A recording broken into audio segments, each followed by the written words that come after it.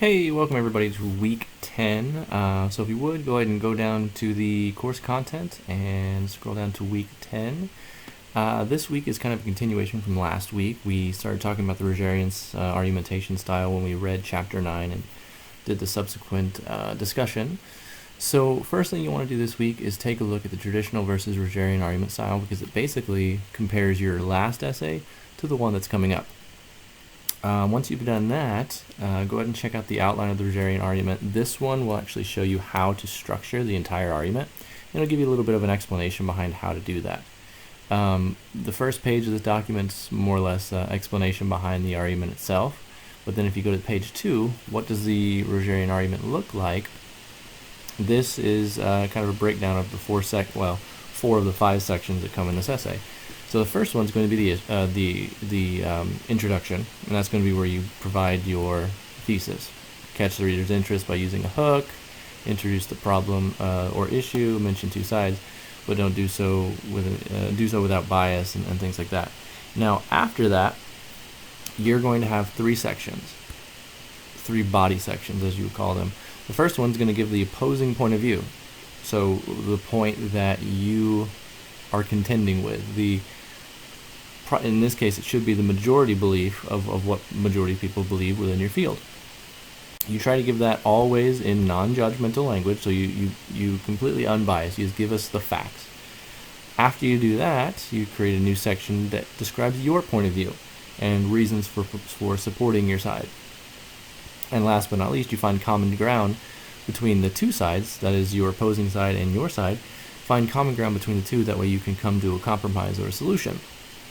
Now, one thing I want to make clear is that this section right here, the introduction, that's only going to be 1 paragraph.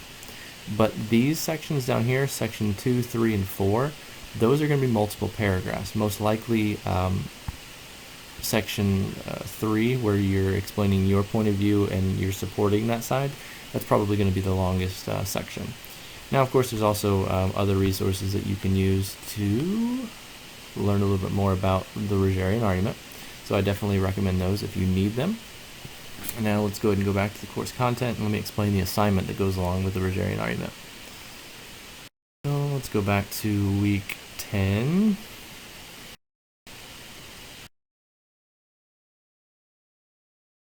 And now your assignment for this week is basically to structure your essay, because the upcoming essay is going to be using the Rogerian argument style.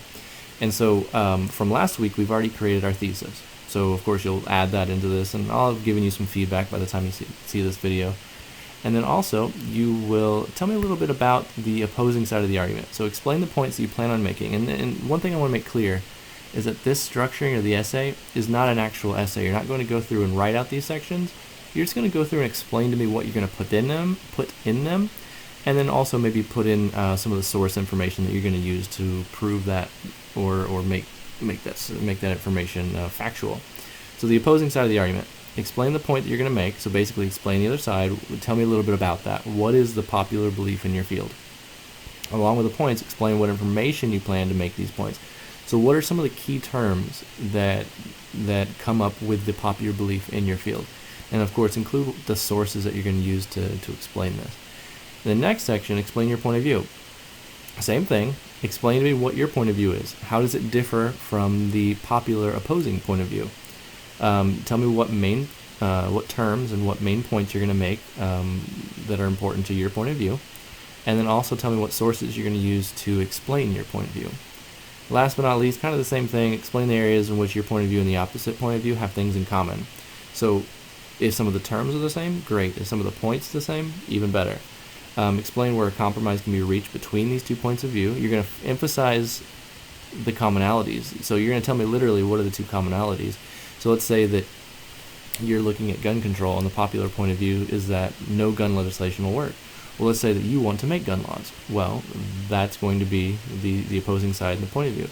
Now, explain the areas where your point of view and the opposing point of view have something in common. So if you're using guns and gun laws, what are the commonalities? Well, the commonalities, 1, guns, obviously, but 2 is that both sides want to stop violence. Both sides don't necessarily want people to go out and mass murder people. So that might be one of the commonalities. Explain where a compromise can be reached between these 2 points of view. Well, you're both interested in achieving peace. Maybe not complete peace, but you want to make people safer. You're interested in making people safe and lowering the number of people that are killed each year due to gun violence. How can you reach a compromise between those two? And so you might say something like, instead of doing a gun ban, which is what most people believe, we do need some sort of legislation that will help lower the number of gun deaths. Now, along with this point, explain what information you plan to make these points. So what information are you going to include to kind of support that, to say that this is a compromise? It's not really my side, not really your side, but it's a middle ground. And then, of course, use the sources that you're going to, or tell me the sources that you're going to use to make those points. Other than that, that's really the only thing you have for this week, is just watching that video and kind of reminiscing on what we learned last week with Chapter 9, and then checking out the Rogerian argument, the outline, and then coming down here and submitting your essay structure. So take a look at that. And if you have any questions, feel free to email me, text me, call me, or Skype me, and I will be sure to answer those questions. But other than that, let's have a good week, and I will see you in week 11.